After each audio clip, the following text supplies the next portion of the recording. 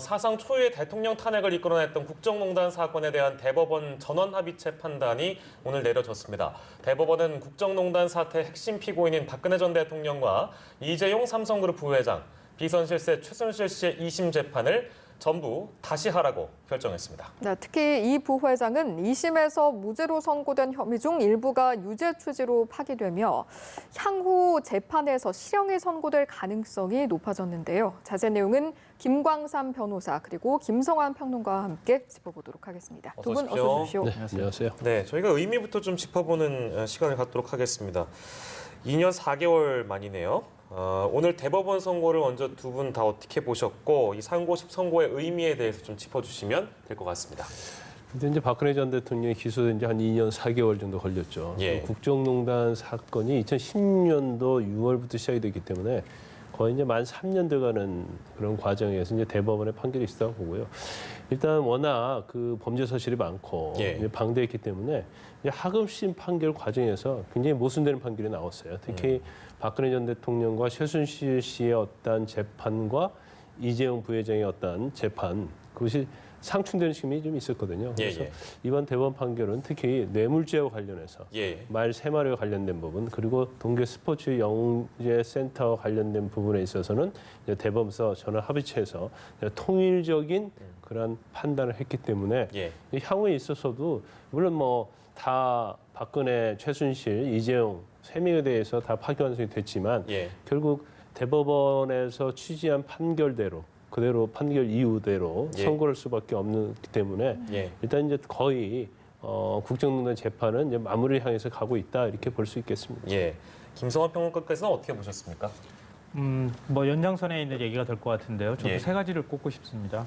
그러니까 국정농단 사태가 시작된 논란이 시작된 시점으로 따지면 2016년 10월이었거든요. 그때 이제 태블릿 PC가 본격적으로 등장하면서 탄핵 국면이 시작됐다고 볼 수 있는데요. 예. 그때로부터 따지면 2년 10개월 만에 우리나라 최고 법원의 판단이 나왔다 이런 것이고요. 둘째로는 지금 박근혜 전 대통령 탄핵이 부당하다고 주장하는 측에서는 박 전 대통령이 단 한 푼도 받은 게 없다 이렇게 얘기를 했는데 예. 대법원 전원합의체에서는 박 전 대통령과 최순실은 공동 정범이다. 그러니까 최순실이 받은 것은 박 전 대통령이 받은 것이나 다름없다. 이제 이런 판단을 내렸다고 하는 점이고요. 예. 셋째로는 그동안 이재용 삼성전자 부회장 재판에서도 가장 큰 쟁점이 됐던 것처럼 경영권 승계 청탁, 그러니까 경영권 승계라고 하는 현안이 있었고, 예. 그리고 이재용 부회장이 묵시적이든 직접적이든 청탁이 있었다고 하는 사실을 최고법원이 인정을 했다. 네. 세 가지 측면에서 가장 의미가 있다고 생각합니다. 네. 네, 알겠습니다. 일단 전체적인 총평을 저희가 한번 들어봤고 저희가 오늘 판결을 보면 결국에는 각각의 재판이 모두 파기환송이 됐는데 파기환송이 된 이유는 또 각각 달랐던 것 같습니다. 먼저 박근혜 전 대통령 같은 경우 어떤 이유 때문에 파기환송이 됐는지 한번 짚어보도록 하죠. 이제 박근혜 전 대통령의 범죄 사실에 대해서 이제 하급심에서 유죄 무죄 부분에 대해서는 대법원에서 파기하지 않았어요. 그러니까 하급심 판결 그대로 거의 인정했다고 볼 수 있고 예. 이제 그 대법원은 일단 사실 인정에서 잘못이 있느냐 아니면 법률적 측면에서 잘못이 있느냐 이제 이 부분을 따지는 건데 예. 박근혜 전 대통령 파기환송의 이유는 이제 법률적인 이유에서입니다. 그래서 일단 공직선거법에 의하면 특가법상 뇌물죄와 예. 경합해서 판결을 선고하는 경우는 이거 분리해서 선고하도록 되어 있어요. 예. 그 이유는 여러 가지 있지만 뇌물죄에 대해 선고를 어떻게 하냐에 따라서 그러니까 분리해서 선고하는데 이제 공직선거법의 대상이 되는 거죠. 그러니까 예. 지방자치단체 대항, 대통령처럼 선거로 뽑힌 사람이 뇌물죄로 선고를 받을 때는 여러 가지 범죄 사실이 있으면 뇌물과 관련된 부분 따로 선고해야 하고 예. 그다음에 나머지 부분 몰아서 선고해야 하는데 지금 1심과 2심에서는 이걸 간과한 겁니다. 그래서 전체적으로 1심에서는 징역 24년 선고하면서 벌금 200억. 그다음에 항소심에서는 이제 1년 추가돼갖고 25년 선고하면서 200억 선고했거든요. 예. 그래서 이 부분이 이제 법적으로 절차가 잘못됐다는 거죠. 그래서 고등법원으로 파기환송하면서 이거 분리해서 선고해라.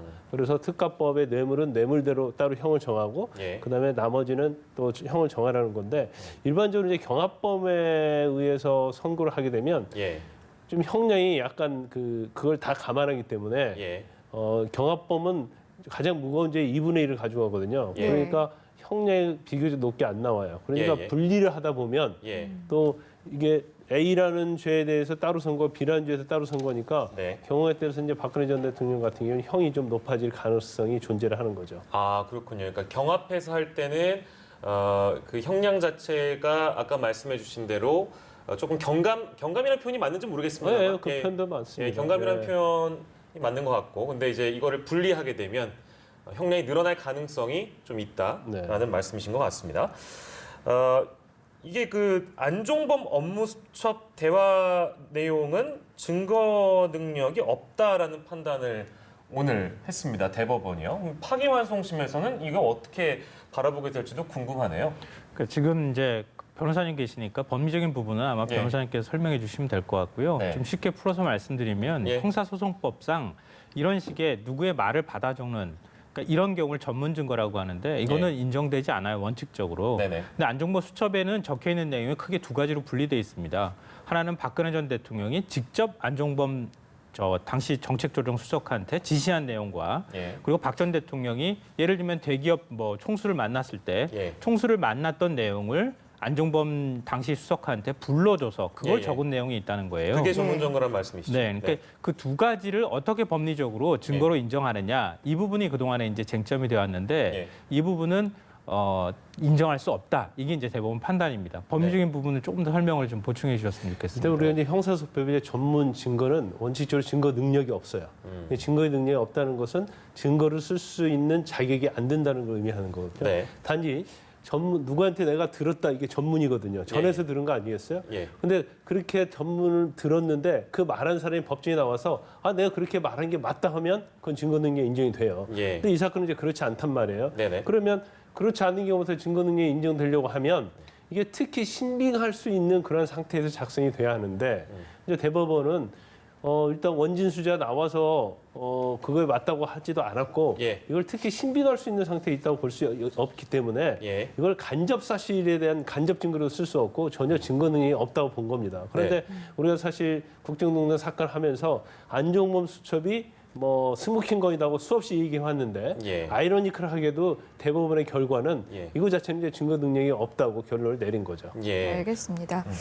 자, 이렇게 저희가 일단 박근혜 전 대통령에 대한 부분을 짚어봤고 최순실 씨에 대한 판결 역시 파기환송이 됐습니다. 이 부분은 어떻게 보셨습니까? 그 강요죄 부분을 그래서 이제 주목을 하고 있는 건데요. 최순실 씨가 박근혜 전 대통령의 권력을 빌려서든 어떤 형태로든 간에 기업들한테 예를 들면 이제 광고를 내게 한다든가 아니면 누구를 취업을 하게 한다든가 아니면 무슨 납품을 하도록 한다든가 그리고 K스포츠 미르재단에 출연을 하도록 한다든가 이게 일종의 강요행위라는 거였다고 네네. 판단을 했던 거예요. 근데 강요라고 하는 게 일종의 협박이라고 하는 게 동반이 되어야 되는 거죠. 물리적 협박이든 아니면 예. 어떤 위협적인 행동에 의한 협박이든. 근데 그런 행동이 동반됐다고 보기는 어렵다. 예. 그러니까 강요죄가 성립되지 않는다 이렇게 판단을 한 겁니다. 물론 소수 의견으로는 이건 강요죄에 해당이 된다 예, 이제 예. 이런 의견이 나오긴 했지만 예. 대법관 다수의 의견은 강요죄가 해당되지 않는다고 판단을 했습니다. 예. 변호사께서 보시기에 이러한 상황이 향후 최순실 씨의 형량에도 좀 큰 영향을 미칠 수 있을 거라 보시는지요? 일단 최순실 씨 사건 중에서 이 부분 이제 미르나 K스포츠 재단에 출연을 요구한 거 이건 요구지 협박 정도에 이르지 않았다는 거예요. 그러니까 그 죄명 자체는 그 권리행사 방해죄거든요. 이거 자체는 상대방에게 폭행이나 협박을 해서 그 사람이 하지 않을 일을 하게 하는 거예요. 의무 없는 일을 하기 때문에 출연할 의사가 없는데 폭행이나 협박에서 출연하도록 하는 거거든요. 예, 예. 그런데 지금 K스포츠나 미르재단 관련해서 최순실 씨는 출연 좀 해달라고 요구를 한 거거든요. 예. 그러니까 이 요구 자체가 어떤 협박이라고 볼 수 없다고 본 거죠. 그래서 일단 범죄 사실 중에서 일부는 무죄의 취지단 말이에요. 대법원이. 예. 네. 그러면 사실은 본인한테 유리한 거죠. 그렇지만 형량이 워낙 높게 선고된 상태이기 때문에 예. 여기서 예를 들어서 한 1, 2년 정도 이제 고등법원의 파기환송심에서 감해진다 하더라도 예. 이건 상당히 큰 의미를 부여할 수는 없다는 겁니다. 예. 이 두 사람에 대한 얘기는 이 정도로 해도 될 것 같습니다. 사실 가장 큰 관심은 이재용 부회장과 관련된 내용이었기 때문에 이 부분을 저희가 좀 정리해서 여러분들께 알려드릴 필요가 있겠는데요. 김성환 평론가께서는 이 이재용 부회장에 대한 선고 내용을 어떻게 보셨습니까? 앞서 제가 잠깐 말씀드렸던 것처럼 경영권 승계 청탁이라는 게 경영권 승계라고 하는 현안이 존재했고 예. 그럼 묵시적 청탁이 있었다고 하는 사실을 대법원에 인정했다고 하는 겁니다. 네. 이게 왜 중요하냐면은 결국 이재용 부회장이 형량과 직결되는 문제고 예. 2심에서 형량이 많이 줄어들면서 집행유예로 풀려나지 않았습니까? 그렇습니다. 근데 다시 형량이 높아지면서 실형을 살 가능성이 매우 높아졌다고 하는 겁니다. 예, 예. 좀 정리해서 말씀드리면은 이재용 부회장이 그동안에 뇌물죄로 돈을 받았다고 인정한 돈은 36억 원입니다. 네네. 이거는 다 아시다시피 최순실 씨가 정유라 씨와 함께 독일로 가서 전지훈련을 한 비용이에요. 예. 코스포츠에 돈을 대준 거죠. 그게 예. 36억 원이고요. 네. 나머지 크게 두 가지 쟁점이 있었는데요. 첫째로는 살시도 등을 통한 그러니까 말 3마리를 구입한 비용을 이걸 뇌물로 인정할 것이냐 말 예. 것이냐에 관한 부분인데 이전 2심 재판부에서는 인정하지 않았다는 겁니다. 예. 이게 이제 36억 원, 보험료까지 합하면 36억 원 가량이 되는데요. 예. 그러니까 2심 재판부의 경우에 있어서는 삼성전자가 이 말을 소유하고 있기 때문에 최순실 씨는 사용권만 가진 거였다. 예. 그러니까 처분권까지 가진 것은 아니다. 이렇게 판단을 내린 것이죠. 예. 근데 대법원에서는 사용 처분권까지 다 가졌다고 판단을 한 겁니다. 예. 그러니까 2015년 10월에 박상진 삼성전자 상무한테 최순실 씨가 막 화를 내면서 얘기를 하죠. 예. 왜냐하면 말에는 패스포트라고 해서 말 소유자가 누군지를 적는 이게 있는데요. 예, 이게 예. 살시도가 한 7억여 원 되는 걸 사준 것인데 이 패스포트에는 삼성전자라고 기록이 돼 있었던 거예요. 근데 최순실 씨가 왜 나한테 사준다고 했던 말을 당신들이 소유하고 있느냐 이렇게 항의를 하는 과정이 있었던 겁니다. 네네. 그때 박상진 사장이 그러면 당신 소유로 하게 해주겠다 예. 이렇게 한 다음에 이듬해 2마리 말을 더 사주면서 3마리 말의 소유권, 처분권까지 사실상 최순실 씨한테 넘겨줬기 때문에 예. 그건 뇌물로 인정해야 한다 이런 판결이 있는 거고요. 이번에 예. 이제 대법원에서 확정이 된 거고요. 네. 그리고 동계스포츠 영재센터 예. 이거 같은 경우에는 이게 바로 제3자 뇌물죄인데요. 이게 경영권 승계라고 하는 현안이 존재했고 예. 묵시적 청탁이라고 하는 개념으로 직접적으로 청탁을 하지 않았다 하더라도 박근혜 전 대통령하고 독대 자리에서 이재용 부회장이 사실상 그걸 청탁한 것이나 다름이 없다. 예. 그러니까 이 부분도 이제 판결이 엇갈렸던 측면이 있었던 거였거든요. 예. 근데 대법원에서는 이 부분도 묵시적 예. 청탁이라 하더라도 이것도 경영권 승계라고 하는 현안도 존재했고 청탁으로 인정해야 한다 이렇게 판단을 한 겁니다. 예. 그러니까 이재용 부회장의 그 뇌물 액수가 갑자기 굉장히 80억 원대까지 늘어나는 상황이 된 거죠. 예. 예. 그러니까 이렇게 됐을 경우에 거기에 따라서 형량도 자연스럽게 올라갈 수밖에 없고 나중에 가서 고등법원에서 판단을 한다 하더라도 예. 아무리 줄여도 예. 결국 실형을 살 수밖에 없는 상황이 되지 않겠느냐 이런 이제 관측을 할 수밖에 없는 네, 거죠. 그러니까 지금 오늘 있었던 일 중에 이재용 가장 어떻게 보면 모르겠으나 이 판단이 맞는지 모르겠는데 세 사람 중에 가장 불리한 결론이 난 사람은 이재용 부회장이다라는 분석이 나올 수도 있을 것 같은데요. 지금 뭐 이제 말씀해주신 대로 거의 80억 원 넘게끔 이제 뇌물액이 산정이 됐기 때문에 어떻게 되는 겁니까? 그럼 이재용 부회장은? 일단 이제 오늘 재판은 이제 이재용 부회장에게 관심이 있을 수밖에 없어요. 왜냐하면 그 이유는 이재용 부회장은 원심에서 그러니까 상소심에서 아까 말한 동계스포츠 영재센터랑 말 3마리 관련해서 무죄를 받았잖아요. 네. 그리고 이게 대법원에서 무죄냐 유죄냐 이거의 관건이고 예. 박근혜 전 대통령의 최순실 사건은 그게 뒤집어질 수 있는 것들이 거의 없었어요. 예, 예. 그래서 이제 이 부분에 대해서는 결국 대법원에서 원심에서 무죄로 받았던 부분을 갖다 유죄 취지에 이제 파기 환송을 했기 때문에 예. 이재용 부회장이 굉장히 불리하다고 볼 수 있고 그다음에 뇌물과 관련된 부분은 또 업무상 횡령과 관련이 있습니다. 왜냐하면 뇌물이 말과 관련된 부분이 한 34억 되고요. 예. 동계 스포츠 영재센터 관련 부분이 16억이단 말이에요. 예. 근데 이게 항소심에서 무죄 나왔다가 대법원에서 유죄 취지가 됐기 때문에 이거 자체가 사실은 원심으로 고등법원 돌아가게 되면 예.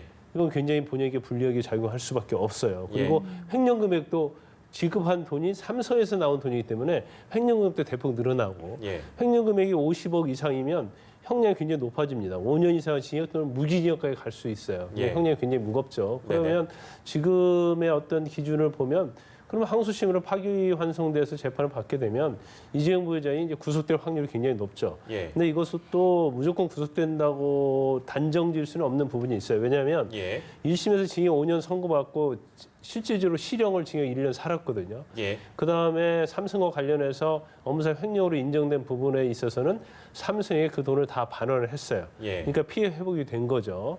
그리고 요즘 굉장히 시점 자체가 미국, 중국 무역 마찰이 있고 또 예. 일본의 수출 규제와 관련된 부분이 있을 뿐 아니라 예. 지금 우리나라 경제가 굉장히 어렵지 않습니까? 그래서 이러한 부분을 파기환송심인 고등법원에서 어떻게 고려하느냐에 따라서 예. 뭐 실형이 선고될 수도 있고 예. 그러면 이제 법정 구속이 돼 있죠. 실형 선고하면 예. 그렇지 않고 이런 여러 가지 정상 참작 사유를 고려해서 예. 경우에 따라서는 뭐 집행유예 형도 선고할 수 있는 예. 그런 경우의 수가 있다 이렇게 볼 수 있습니다. 그러니까 구속될 가능성이 높아졌던 것뿐이지 단정해가지고 지금 그렇죠. 실형을 받을 것이다 우리가 단정할 수 없단 말씀이죠. 구속될 확률, 가능성은 높아졌지만 예. 이게 무조건 실형이 선고될 거라는 판단 자체는 맞지 않는다는 거죠. 네. 알겠습니다. 사실 오늘 이제 재판에서 이재용 부회장과 관련해서 삼성의 경영권 승계 작업과 관련해서 묵시적인 청탁이 있었느냐 없었느냐 이것이 굉장히 쟁점이었고 앞서 평론가께서도 이 부분을 언급을 해주셨습니다. 네. 그런데 일단 판결 자체가 승계 작업이 있었다 이런 결론이기 때문에 아무래도 지금 수사가 진행되고 있는 삼성 바이오로직스 이 부분에 있어서도 영향을 끼칠 수밖에 없지 않겠느냐 이런 이야기가 나오고 있거든요. 그러니까 그래서 사실은 원래 삼성 바이오로직스에 관한 수사 결과가 나오고 난 다음에 대법원 그 얘기가 판결이 나와야 있었습니다. 된다 네네. 이렇게 얘기를 했었거든요. 예. 그러니까 워낙 그게 이제 예민한 문제이기 때문에 조금 이게 굉장히 사건이 복잡하기 때문에 간단히 정리해서 말씀드리면 예. 삼성 에피스라고 하는 회사가 있었고요. 그 회사에 일종의 모회사격인 삼성 바이오로직스가 있는데 예. 여기서 분식회가 있었다는 거 아닙니까? 예. 그래서 회사 가치를 부풀리는 작업을 했다는 겁니다. 왜 회사 가치를 부풀렸느냐? 그러니까 삼성 바이오로직스의 모회사가 또 다시 삼성 제일모직이거든요. 예.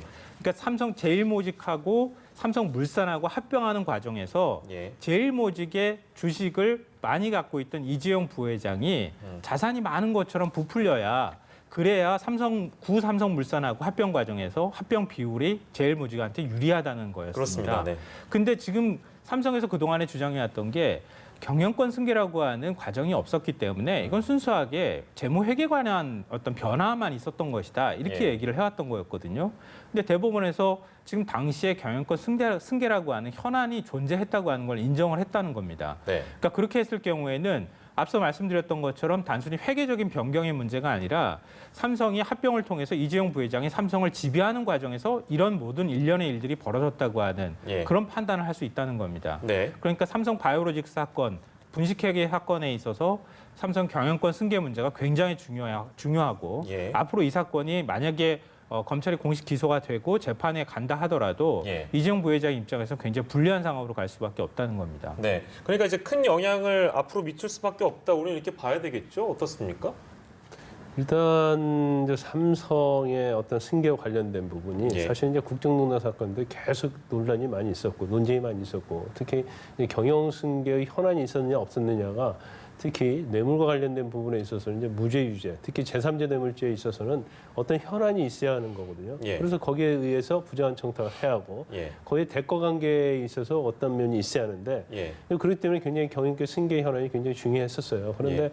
일단 뭐 삼성물산 제일모직 합병이랄지 아니면 삼성전자나 삼성생명에 있어서 네. 이재용 부회장의 어떤 지배권 강화 이런 것들은 뭐 삼성 측에서 보면 예. 이건 굉장히 필수적인 거 아니겠습니까? 그렇지만 외형적으로 보면 이걸 구체적으로 그런 부분이 있었다고 할 수 있는 건 약간 애매한 부분이 있었거든요. 그렇지만 이번 대법원 판결을 통해서 어쨌든 간에 잠재적으로 되든 아니면 뭐 객관적으로 되든 삼성 승계 현안은 있을 수밖에 없는 것이라는 게 이제 대법원 판결인 것 같아요. 그래서 예. 이제 삼성 바이오로직스와 관련해서도 이게 뭐 삼성 에피스와 관련해서 뭐 분식 회계 자체가 승계를 위한 것이라는 걸 전제로 해서 이제 검찰이 수사를 하고 예. 또 영장도 청구하고 그랬지 않습니까? 네네네. 그래서 결국 승계가 전제로 되는 것인데 대법원에서 포괄적으로 승계에 관한 현안이 있었다 이렇게 해버렸습니다. 봤기 예. 때문에 결국서 바이오로직스와 관련해 있어서는 이제 이재용 부회장이 굉장히 불리한 위치에 있을 수밖에 없다 이렇게 봐요. 예. 남아있는 절차를 예. 이 두 사건이 그러면 어떤 고리로 연결되느냐 이게 또 궁금하실 분이 있어서요. 간단하게 말씀드리면요. 예. 두 사건이 앞서 제가 말씀드렸던 것처럼 구삼성물산하고 제일모직이 합병하는 과정에서부터 비롯된 거라고 말씀드렸잖아요. 예. 예. 근데 다 아시겠지만 국민연금이 제일모직한테 유리한 방향에 국민연금이 이제 주주였는데 제일모직에 유리한 방향으로 동의를 해줬다는 거예요. 예. 그래서 국민들이 나중에 퇴직연금으로 받아야 될 그 돈을 오히려 손해를 봐가면서까지 동의를 해줬는데 그렇게 하는 과정에서 박근혜 전 대통령이 지시가 있었다. 예. 이게 그동안에 나왔던 얘기였단 말이에요. 그러니까 두 사건이 바로 그 지점에서 연결이 되는 겁니다. 네. 그러니까 경영권 승계 청탁이라는 게 있었고 국민연금이 손해를 봐가면서까지 두 회사가 합병되는 과정에서 동의를 해줬다. 예. 그러니까 이재용 부회장이 그러니까 삼성 바이오로직스 사건하고 지금 이 국정농단 사건, 이재용 부회장의 뇌물 사건하고 하나의 고리로 묶일 수밖에 없다는 겁니다. 네, 부연 설명을 해주셨고요.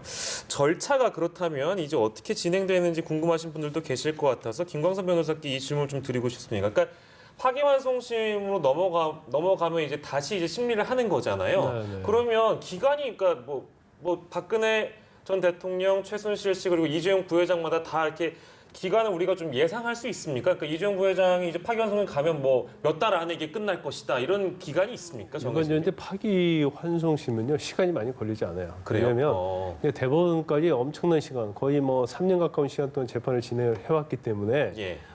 이 재판을 하는 데 있어서 뭐 새로운 증거를 내기도 어려울 뿐더러 일반적으로 대법원에서 파기환송을 한 이유 있잖아요. 예. 오늘 김명수 대법원장이 밝힌 이유 그리고 대법원 판결문에 나와 있는 이유에 예. 파기환송심은 이 부분에 대해서 기속력이 있는 거예요.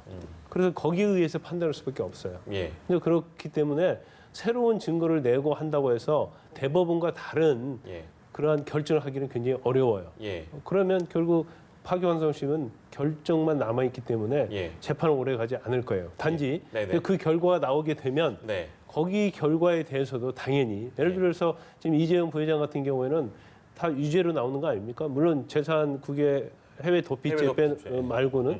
그러면 거기서 파기환송심이 유죄로 나왔어요. 그럼 예. 당연히 이재용 부회장 입장에서는 또 상고를 하겠죠. 예, 그걸 예. 우리가 재상고라고 하거든요. 네네네. 그럼 다시 대법원 갑니다. 예. 근데 대법원에서 재상고된 재판을 할 때 예. 원래 오늘 한 판결과 배치되게 할 수는 없잖아요. 그렇겠죠. 네, 그래서 재상고심도 사실은 시간이 길어지지 않아요. 아. 그래서 빨리 끝날 수 있는데 예. 우리가 예외적으로 예. 가장 재상고심이 길어진 판결이 있죠. 어떤 겁니까? 그게 강제징용 판결이에요.